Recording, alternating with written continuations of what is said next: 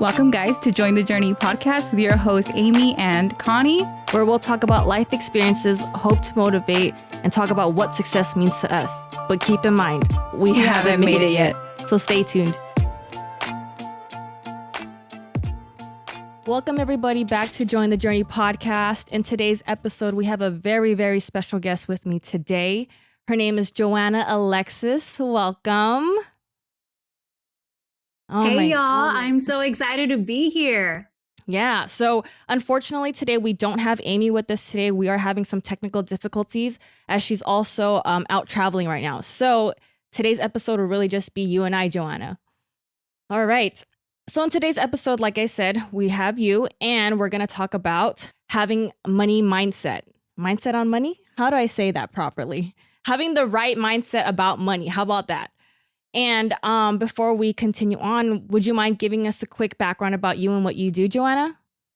Yeah, real quick. I don't think there's like a right or wrong way to do anything really, but so we'll definitely dive into more about what money mindset is and really how I've transformed my own money mindset over this last couple years. So for those of you guys who don't know me, my name is Joanna Alexis. I'm a money coach for female entrepreneurs. It is a really, really big passion of mine because growing up in Almani, we didn't have money, you know? Exactly. And it was just the thing that I felt like I was always striving for, whether that was, you know, going to college to go get that amazing degree from that 4-year college so that I could get a really good corporate job so I can make that 6 figures and so forth and so forth. And this long checklist of things, right, that you have to do. But in the midst of all of that, like what I grew up in was so different from the perspective of, because we grew up in just a very poor environment, like we didn't have money. So everything was always being frugal about this, saving pennies on this, being creative about the ways that we made it work. And just coming from that really motivated me to help find a way that money worked for me and to teach others to do that. And so that is how I became a money coach. That's really, really unique. So I guess where we can start with is how you said it. We are from Almani. We grew up really not having money. And so let's start from there. What was your mindset when it came to money in that moment or during that time? Were you already thinking like money's not an issue for you, or were you always just worried about money to begin with? Yeah, I think, the way that we grow up, and even as you hit kind of your early ages, you start to form opinions about money. And so growing up in Almani, like all I saw was everyone was on reduced lunch or free lunch. And, a lot of people didn't have what they needed for the bare necessities.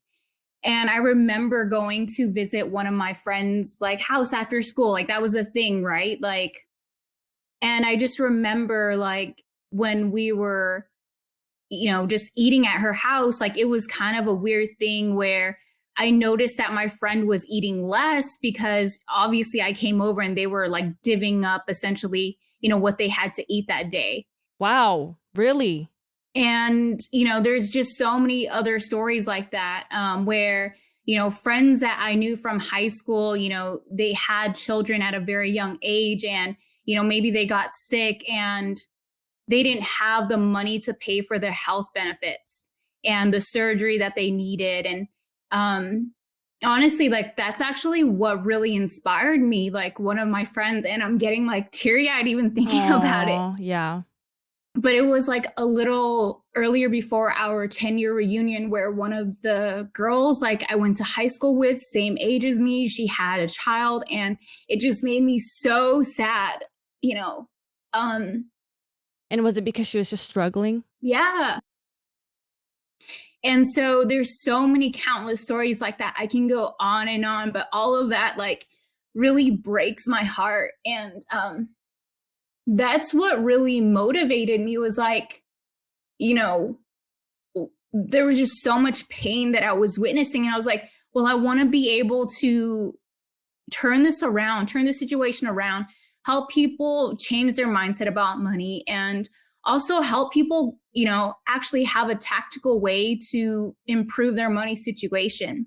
Wow. And so, and so that's exactly what it was like growing up in Almani. Yeah. And I can't say that if it weren't for this like experience that I would, be doing money coaching, or why I even pursued money. Yeah. So growing up, as you saw this with your friends that you grew up with, had you always had that in the back of your head then that you wanted to help them in some way? I mean, like you said, you would see them and you would see them struggle. And of course, you're at some point kind of thinking, what can I do? But when did you realize that money, or having the money mindset, was going to be the way to create more value and more growth for these women? Yeah, I really believe that you have to go through it yourself, right? Mm-hmm. And so going through my own experience, I remember, having, experienced what I experienced, but then, I had the privilege to go to college and then, get that degree and then, work in corporate. I even still struggled, right? Like I was sitting on my apartment floor, trying to figure it out, sitting with receipts in front of me, Mm-hmm. and like thinking like, oh, I had to write all these like numbers down to try to figure out my budget. And every single time I tried, it just felt like my budget wasn't working. Yeah. And so, what I did was I started learning about, okay, well, what are ways to create systems around money? And when I started creating systems, it helped me realize like, wow, like it's not me, it's the way that but two, the system that I'm actually processing or like going through every single month as it relates to making my budget every single month. Mm-hmm. And so when you started to realize there are systems to kind of help you better manage your money, was it working for you, or was it, if anything, making you even more tighter with your money? It was working, and it was working. And this is exactly what I teach in the Milk and Money program and First Gen Investor in the membership is there's a way to do money where you can meet your goals and still do all the things that you love, go get your hair done, go get your nails done, go on vacations, like all those things. Like it's possible. And it's just like, it's crazy to me that so many people struggle with money because there's a solution, right? That's what it comes down to, is like there's a solution. And so through these systems and the processes, I realized like, wow, if I can set up a really good system and process, like I don't even think about money.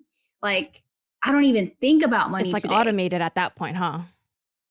Exactly. Mm-hmm. So my money is doing what it needs to do. And, I have a certain amount that I know I need to spend, and like, I don't even think about it. And that's exactly what it feels like to be rich or on the other side of it. And going from thinking about money every single day, feeling guilty, feeling like crap about, spending, even a coffee, right? Like people in media today is like, oh, you don't drink coffee. Like, dude, you'll be a millionaire. It's true. I've seen posts like that. I really have seen that. And sometimes, and that's so, yeah. And even for me, like I'll buy Starbucks coffee sometimes and I'm like, dang, I shouldn't have even spent this money to even buy coffee when I know I have it at home. Like that guilt of spending money, even though it makes me happy. Right. And so that kind of leads me to the next question then. So for someone that really doesn't know where to start with money, let's just say, and they're always holding on to their money as tight as they can, thinking that saving is the only answer, what would you say to that? That scarcity, right? It's the belief that you don't, like you're afraid that it's going to go away and that's all that you'll ever make and that's all you'll ever have. And that's not true, right? And so this is why in the Milk and Money program, I really combine both the mindset and the tactics. Like you need to have the systems and processes, but once you start having the systems and processes, then you start to develop a different relationship with money. And so let me explain a little bit more. So when you start having visibility to your money and you know where all of your money is going and you know, every single role that each dollar has and the goals that each one's going to meet, like you feel good about it. Like, you hit your goals, you get to do whatever you want with the rest of this money, like you're all good. Yeah. And so once you start gaining that visibility and just getting comfortable with even being in your finances, because another thing is like people believe like you have to be a numbers person in order to be good with money. In order to be good with money, you need to be frugal, and that's not true. It's about having a system and process in place so that you can reach all those goals, and at the same time improving your relationship with money, actually developing a relationship with money. Because and I ask this to my clients, I say, you know, if you had to describe your relationship with money today as if it were a person, what would you say? That's actually a really good question. I would never even picture that situation. But if money were a person, what would you say? Well, what would your clients say normally? Yeah, so they'll say it's distant because they're afraid to even look at their bank account. Okay. They'll say I'm afraid of it. I don't know it. I don't have a relationship with it. I feel like it causes me a lot of stress and anxiety. Honestly, I can relate to all of that. I will say that. Growing up, I think it's also how our parents taught us, right? Our parents are immigrants. So all they know is to really just survive. And I think that's that's a huge key word at the end of the day. Learning how to survive and growing up with that mentality. I come from a family of 6. I'm the youngest of 4. We always saw our parents just working the typical 9 to 5, but it was always a minimum paying job. And literally, they're just trying to survive by putting some food on the table as best as they can. And when it came to even frivolous spending, it was always like we were being like shamed about it. Like, why did you spend your money on this? Why did you do that? And I think growing up, and maybe it's the whole generational thing, right? Where we just see money as it is scarce. It is something that we need to hold on to because I think we're also taught you need to find just a good job, one good job, whether it be an office job or a doctor. You need to have that one good income to do well in life. And I've seen on your Instagram post as well as, your podcast, how you're talking about there's so many ways to use your money to make more money doing other things. Do you mind helping me elaborate a little bit about that too? What you mean by that? How can people not spread their money too thin, but how are they able to find alternative ways to make their money grow? I think, first of all, it starts with the shame, right? Like, we are taught that money is dangerous, that if we make more money, like, we're going to do something bad. Like, something bad's going to happen if we have more money because we've been shamed to spend. And there's a belief that if you spend money on things that you actually love, it's wrong.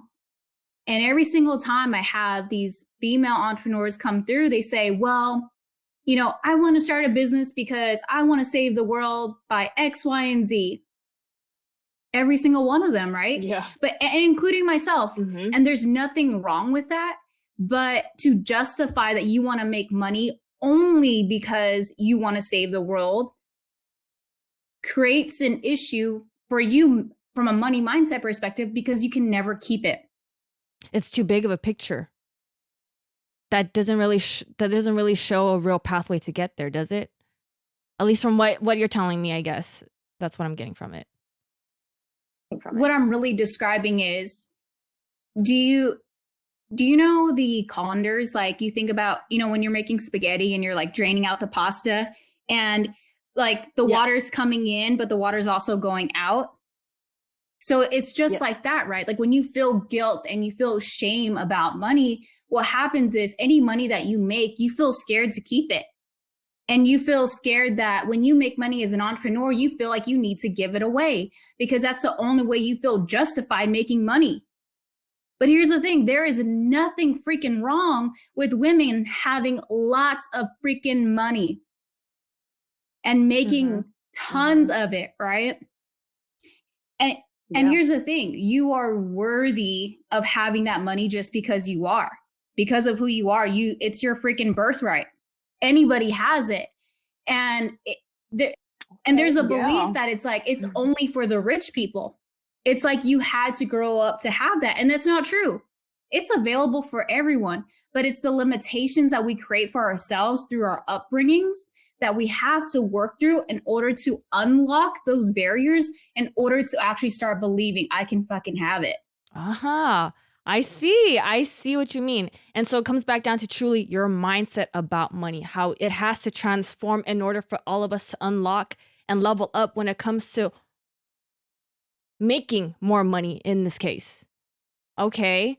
And so you're obviously talking about how you really push and empower women entrepreneurs. You're an investor, not investor, but investor.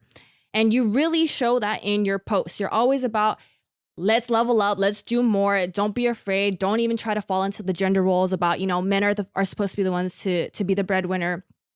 And so I guess the next question now is, in your relationship, has money ever been a problem in that case when it comes to one or the other making more? Or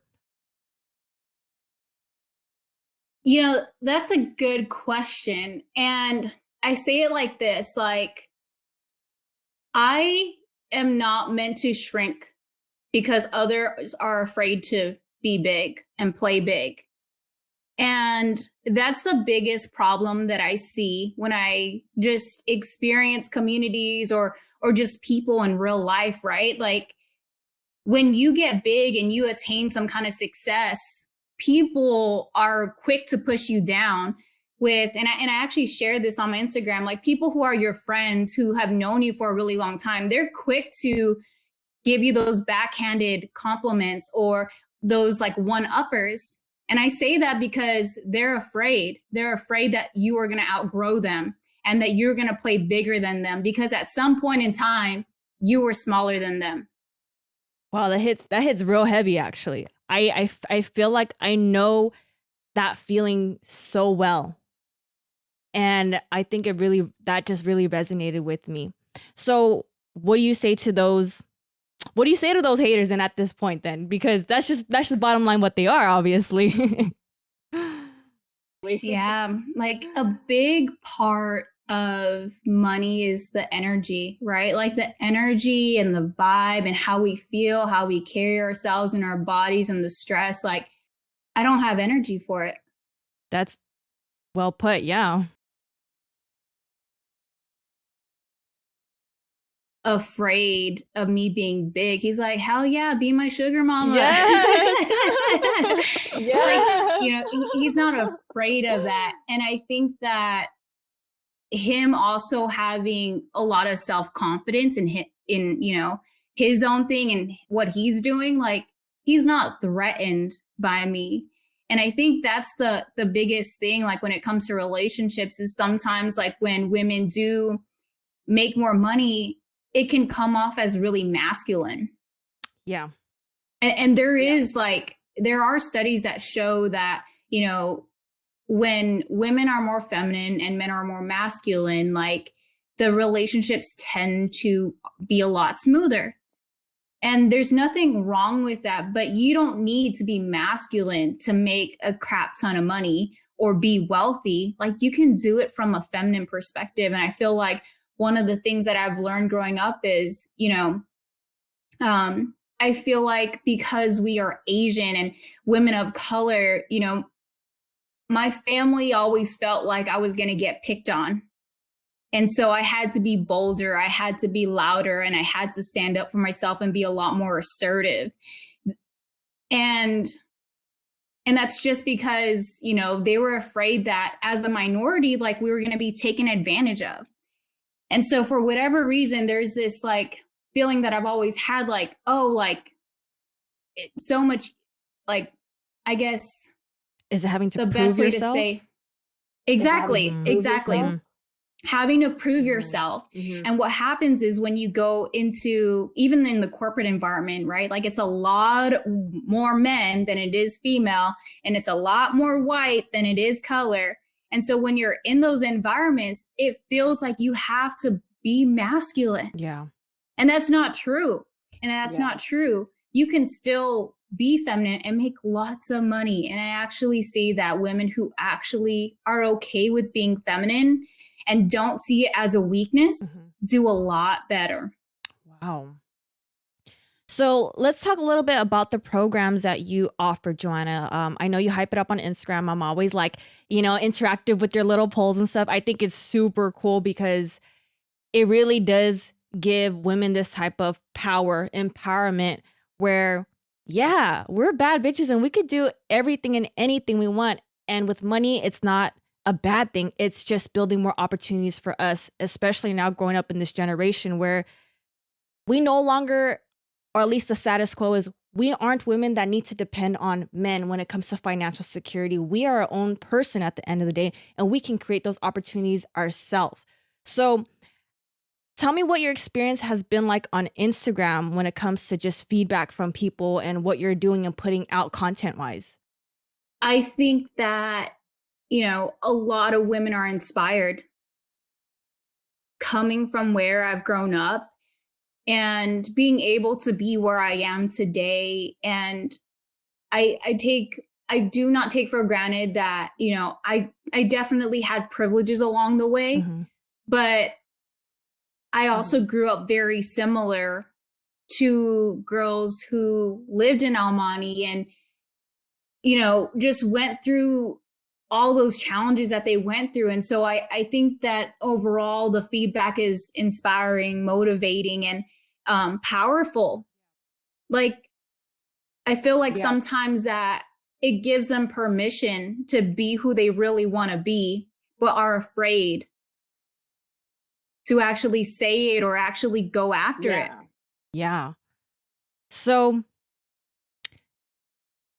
when you embarked on this new path and journey for yourself to be a financial coach, and like you said, you really took your experiences, seeing your friends struggle to put you to propel you into a position where you are right now, can you say you love what you do? Absolutely. Like, you're changing real lives here. And that's probably like the most amazing thing about being a coach, right? Like, and I'm sure you feel this when you're doing lashes. And, this is the exact reason why you and Amy started this podcast, right? Like, you're changing real lives. Like, when I am sharing with these women all the things that I've learned about money that took me years and years to learn, like, and I'm able to share with them, like, at the snap of my fingertips, like, oh my God, you had a solution for that. Like, you've saved me. What is it now? I think I've had almost over $300,000 paid off in debt. I've had $1 million saved in interest. And I know that I've got girls who are on their path to become millionaires. Wow. So coming from a place where they were struggling, thinking that they were living to paycheck to paycheck, even though they were on a salary, to going to that, like, hell yeah. Like, that's the most amazing part. That is so crazy. You were a part of their journey. You helped them get onto that debt-free, saving, multimillionaire status. And if you don't mind talking about what you offer when it comes to your programs, I know you have podcasts. And if you guys want to check out Joanna's, all her platforms, I will have everything linked down below. She is known as the Milk and Money Coach. And I think that's such like a dope name because it just rolls off your tongue so nicely. But if you could talk a little bit about your programs and what you offer, because I think what your program is, which I have signed up for, I've learned so much. Thanks to Joanna, I have officially applied for my first LLC. And it was such a big step for me because I had pushed it off for so long because of all the black and white just confusion, just so much words that I probably didn't understand. I had so many questions that it was like, is this just like finessing me? Like just trying to create extra, like, I think you said in one of your things where it says like it's smoke and mirrors. It really is just trying to block you from seeing truly like the clear vision right in front of you. And it just wants to throw you off. But if you don't mind elaborating a little bit about your program and what you offer, I think, a lot of people that will be listening who want to understand how to manage their money better, get out of credit card debt, that they can learn so much from you.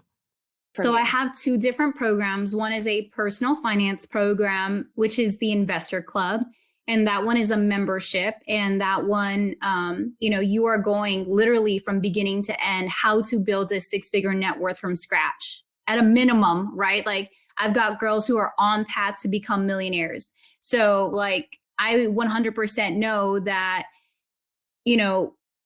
if you need help with personal finances, like that's a great way to go. And we've got monthly meetups and, the group chats. And so you've got a ton of access to me and you're not, doing it by yourself. And that's the biggest thing. Like I really wanted to change about the whole money game is that, you feel like you need to be at your computer by yourself or in my case back then, like with the receipts on the floor by myself, like literally just like, I don't know what the hell to do. Yeah. Like the difference is that you're doing it with community. You're doing it with other girls who are going through the same thing and you have that support and you're not doing it alone.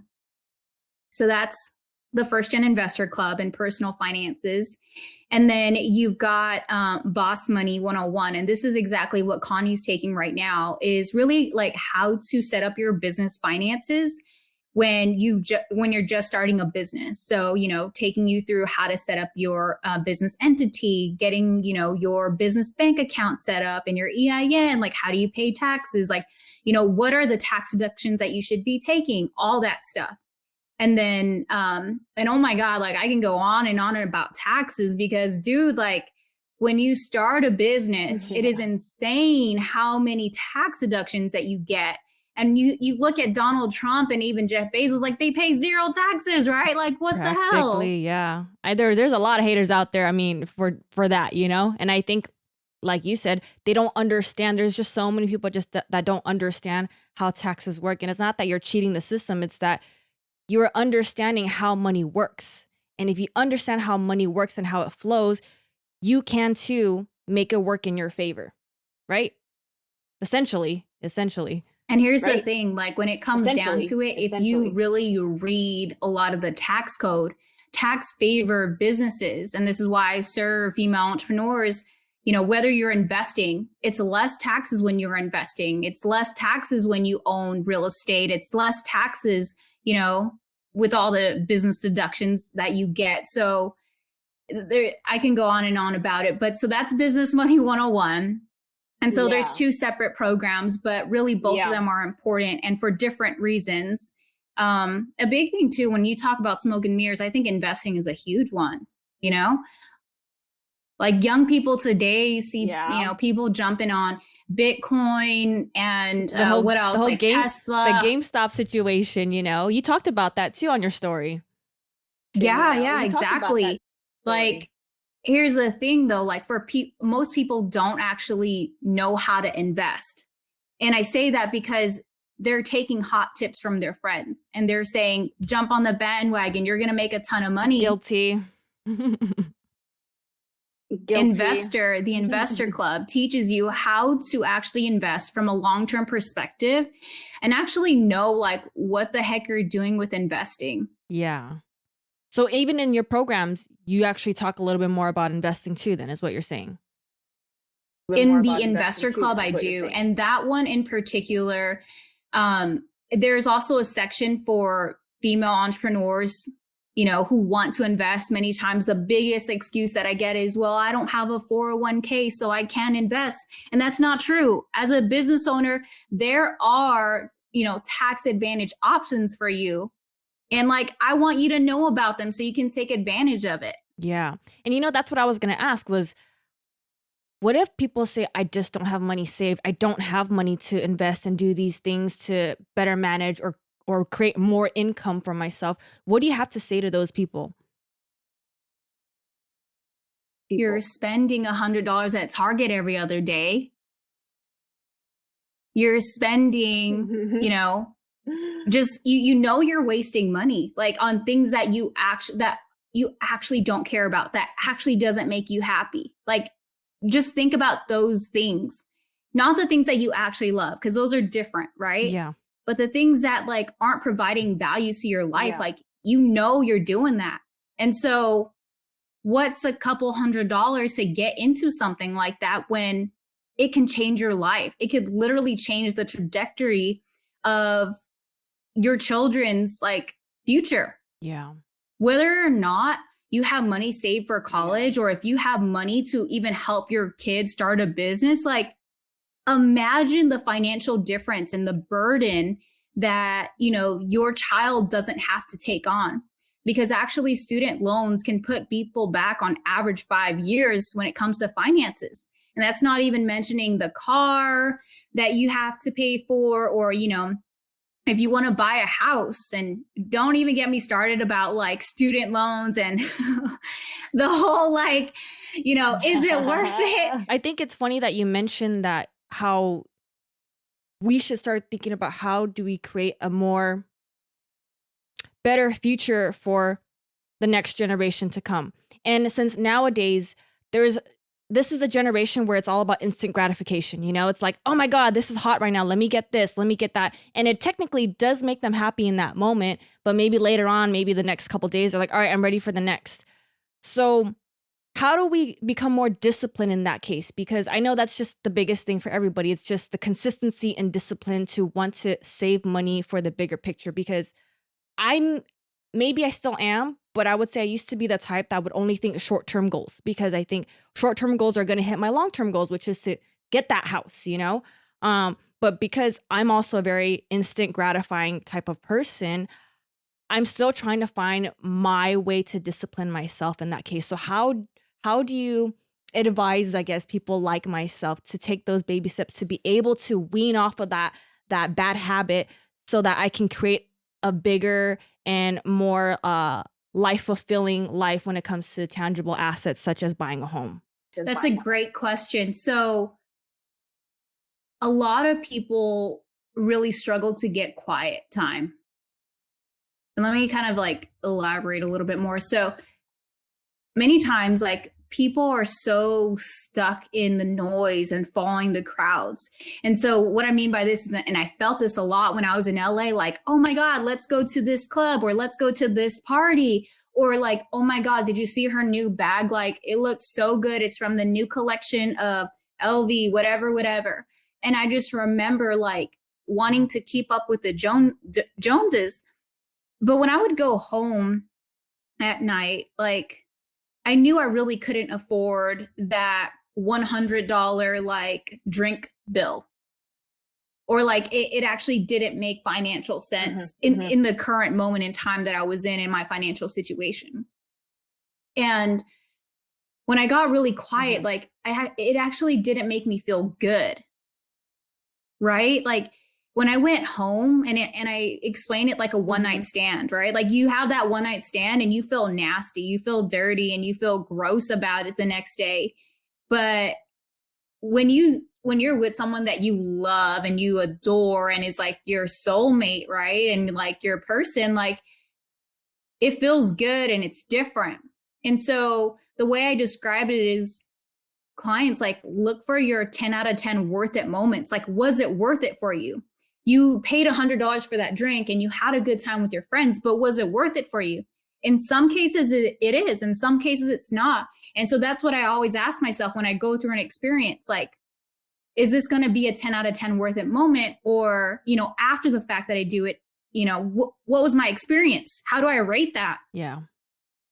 And when you start getting quiet and you start asking yourself those questions and you really like feel deep in your heart about it, like your heart feels aligned to it, that's when you know, like, okay, like I want to do more of that.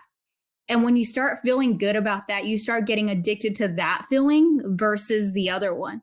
And then it naturally transpires.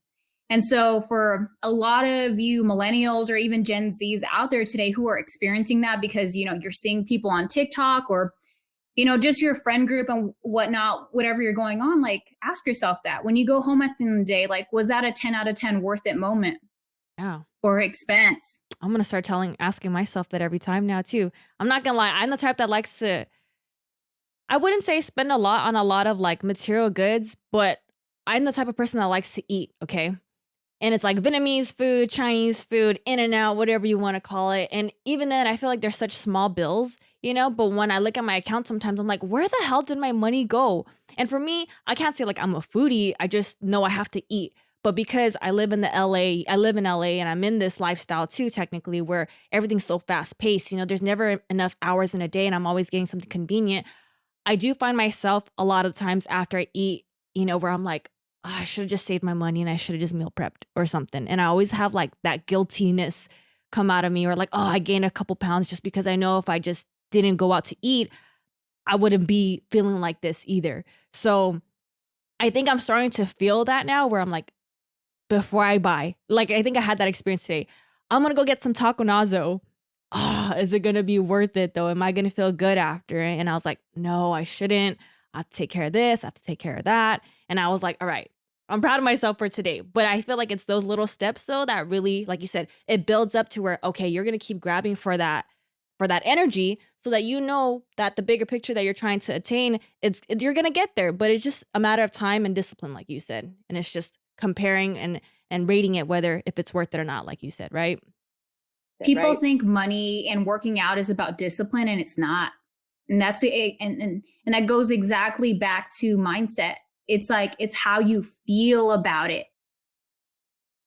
And when you get sick and tired of feeling guilty, and you want to feel good and you want to feel like your best self, like, that's what you're going to chase. And that's why it's so important to be aligned. And that's why also a lot of people struggle with working out. And I use a lot of analogies between working out and money and sex and money. There's so many like great, just like comparisons. Yeah. It's all relative. So then at any point, did you feel like you had a toxic relationship with money then? Oh yeah, 100%. When I first started, I did Dave Ramsey, and sorry you guys for Dave Ramsey lovers, but I did the zero-based budgeting. I sat down, I wrote down all my bills, and anything that I spent outside of that, I felt like crap.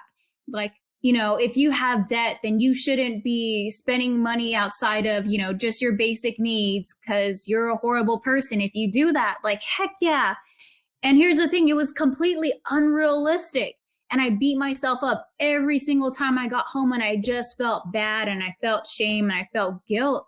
And so it wasn't until I started like changing my money mindset and also changing my systems and my processes where I got to do, hit my goals of becoming debt free, and also investing and building wealth, and, doing the fun stuff. Money is fun. Like, money is fun when you know how to actually like do money. Yeah, actually. Yeah. Wow. I'm learning so much right now. I'm just trying to take it all in, because every question I'm asking you right now, it's changed my mindset a little more about how I can just enjoy money more rather than just trying to make money and have it in my account. Then I guess that also just leads me towards the end of our podcast though. Where are you at today with money? Are you happy with where you're at right now? Oh yeah, 1000%. Like, right now? I'm so grateful. I'm so just like thrilled and excited. Like, here's the thing. A lot of people get so frustrated and stuck because they look around, they're like, I'm not where I want to be. But here's the thing. You're a million times all better than where you were. And so you got to give yourself credit. And I feel like people beat themselves up because it's not good enough. It's not good enough for TikTok. It's not good enough for Instagram. And that's why, like, you've got to have your blinders on and just focus on yourself, because everyone is always going to tell you in some, form or fashion, like, you're not good enough.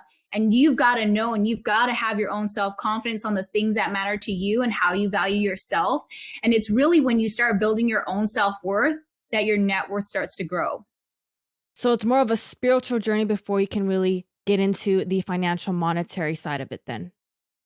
I actually agree with that 100%. It is so spiritual. It is so spiritual. And this is why entrepreneurship is hard. Because here's the thing.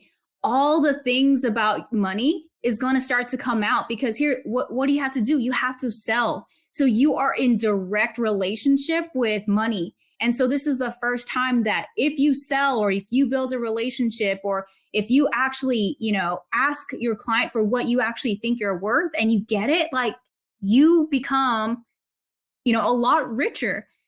And because the fact that most people have shame, guilt, or, feel bad about money, or like you're taking, the other thing is like when it comes to sales, and more women need to get better at sales, they feel like they're taking money from someone else. Really? And it's not, well, a lot of them, yes. So if you don't feel that way, good for you. That you be good for you. But here's the thing, right?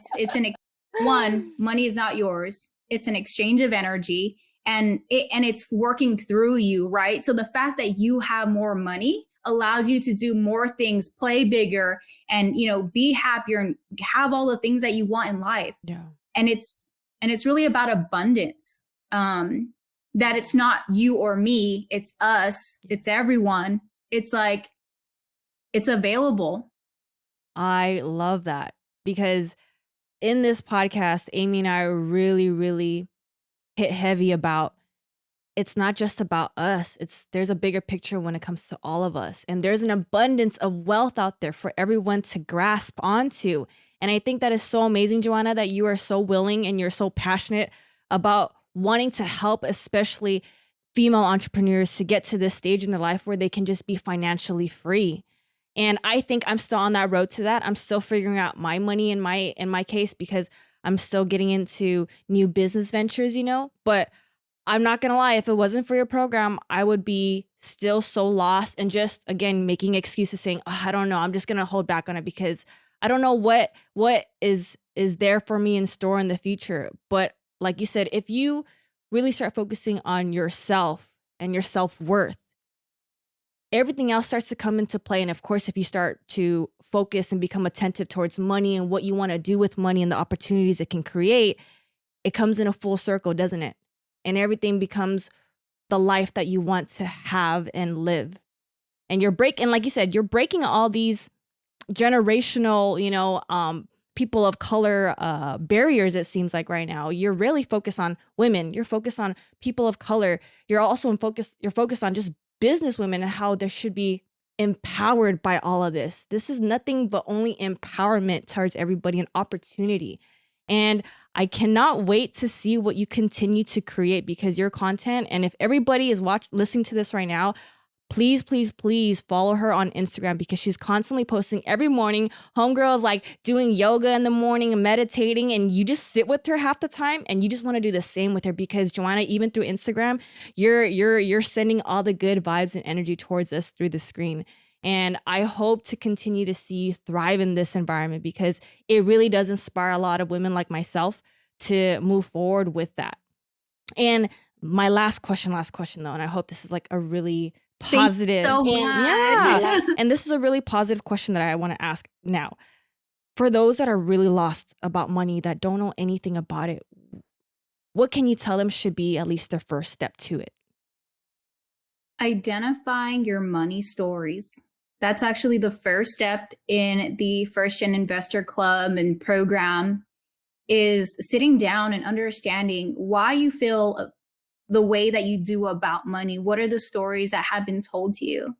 Because once you start to acknowledge it, it makes it a lot easier to kind of start breaking through them and actually making progress with your money. And here's the thing, like, it's not like, oh, okay, you hit millionaire and you're all good with your money. Your feelings of scarcity will always creep in because of your upbringing, but you always have to work through them. And after you hit 1 million and then you want to hit 1 billion, like you're still going to need to work through them. And so, I mean, like even at the millionaire level, like you're probably still scared. Like if you feel that you're going to lose money right now, you're probably going to still feel the same way.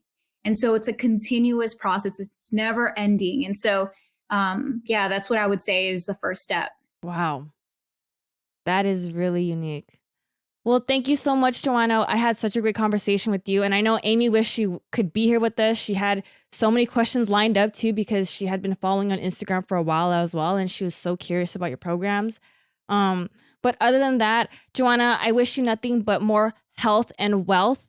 And I cannot wait to see you continue to thrive and just be a bigger, baddest bitch out there, you know? Like, I love it. I love it. And again, for us to grow from such a small town or community, you know, and to see that we can literally rise from it, do more, and then give back, it just shows again how willing and loving we are as people, that we understand that it comes in full circle, that we need to give back, because that's the only way for all of us to succeed, is that when we're working as a team, right? And empowering each other and bringing each other up. That's really awesome. All right, Joanna. Well, I had such a great conversation with you. I really appreciate that you joined me today. And I know you have such a busy schedule, but I cannot wait, like I said, I cannot wait to see you do much bigger and grander things, because I know you have it all underneath your sleeves right now. And I appreciate thank you so much for having me. This is so amazing. Yeah. And y'all, you guys need to love on Connie, because she is killing it. She is a freaking badass bitch herself. She's just waiting to freaking bloom. we all are deserving, and we all have the potential to do that. And like Joanna said, I'm not just the baddest bitch. She's the baddest bitch, but we all are baddest bitches out there. And I can't stop that energy now. Like, I just feel like a bad bitch right now. And I thank you guys all for tuning in on today's podcast with Join the Journey with Connie and Amy and our special guest, Joanna Alexis. And we will see you guys on our next one. Bye.